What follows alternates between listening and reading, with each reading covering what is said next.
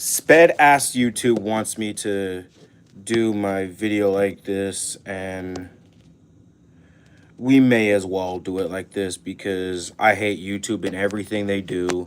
I despise YouTube and everything that they do. So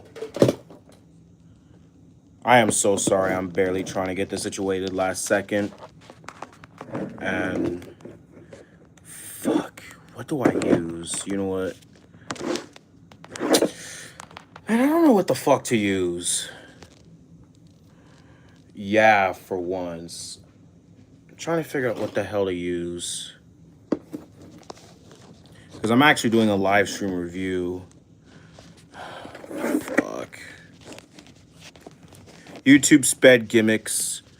It's forcing me to go live like this. So we'll go live like this. Anywho, we'll move on to the CD review as there's a background of my beautiful diecast cars.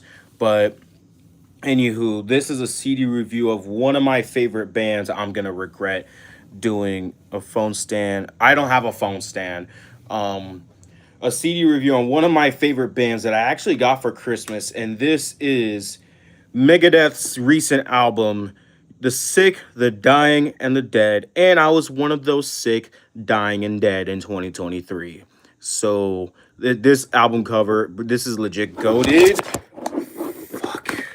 See, this is why I hate doing this kind of live stream like this.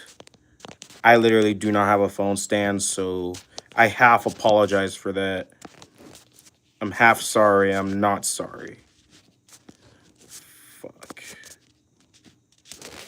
Bro, it just wants me to show shit I don't want to show. How are we gonna do this? This legit goated.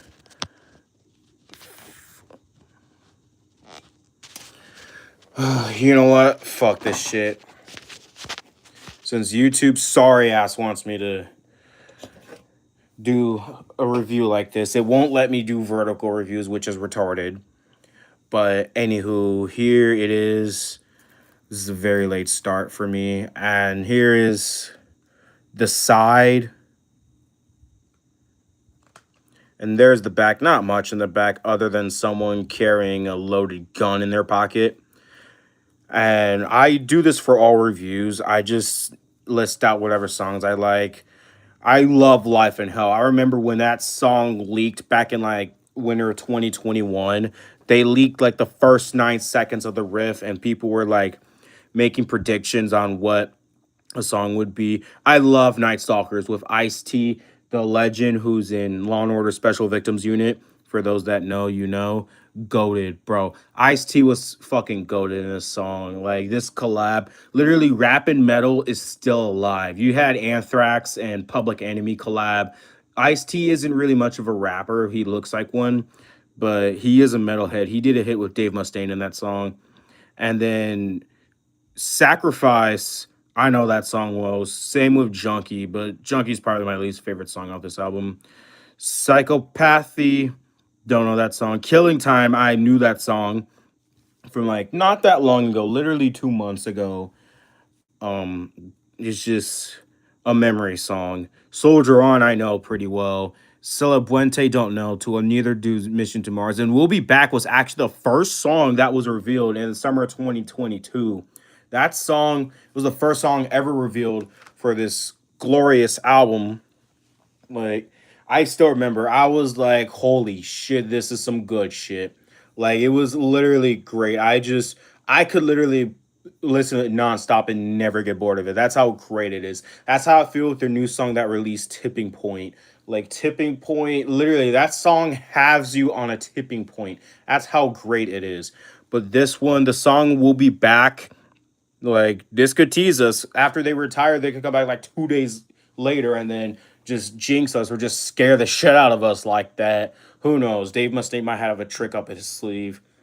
So, anywho, this is the album itself. As you open, same thing as the back, and this looks like an apocalyptic war. Like, you have like the reminiscence of the buildings reminds me of the September 11 attacks. You have the smoke. You have the production companies that helped made this album. And like literally, I kind of want to hurry this up for some reason because I literally want to pop this on my CD player because I want to listen to the entire album. Some of the songs I literally wait till I get the CD of, and sometimes I never get the CD. But this I finally got my hands on for Christmas. Here's a lyric sheet. No, be like, and here's Life in Hell, that one song that MCU level leaked. It was only like the first 9 seconds of it. Like this, like I mentioned, the first song will be back leaked. It was revealed in 2022, actually July 2022, and like around that time, the Avs were celebrating the Stanley Cup. This is a bit personal for me, but ATCS movies were striving. I was on what season four, I think. You had some banger episodes around that time. Night Stalkers with Ice T.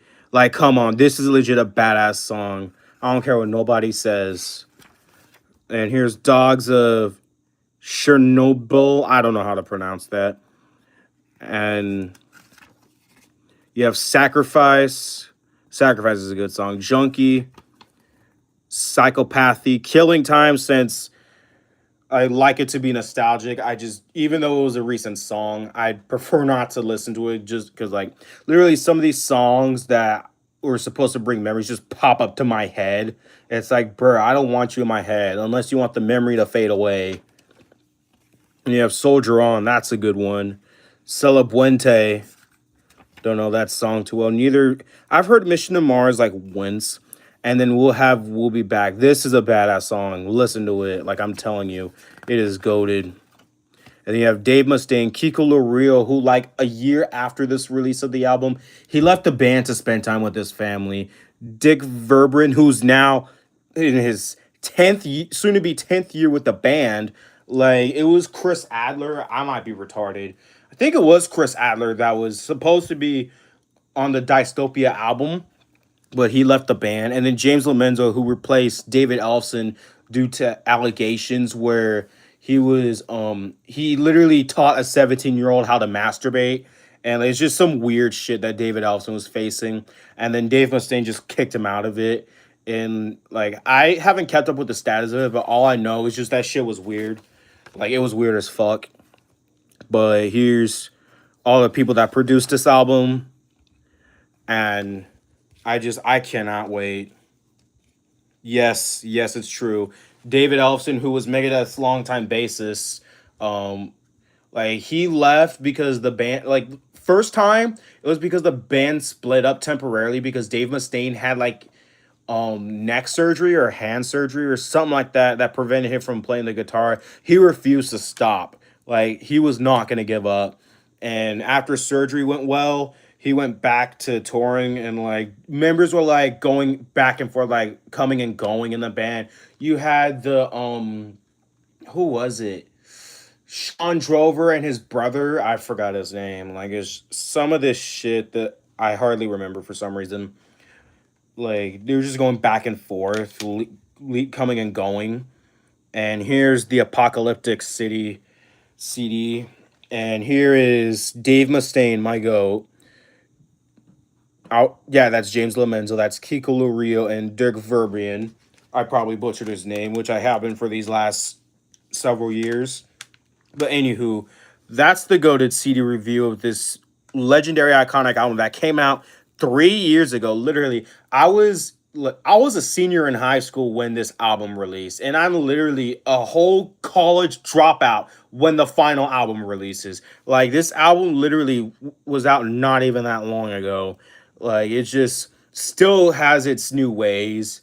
Like it just and it was just so crazy. And then I was in fifth grade when Dystopia released. I wasn't into Megadeth like that. I knew some bands, but my music taste just like expanded. So anywho, that's your CD review. Catch you guys another time.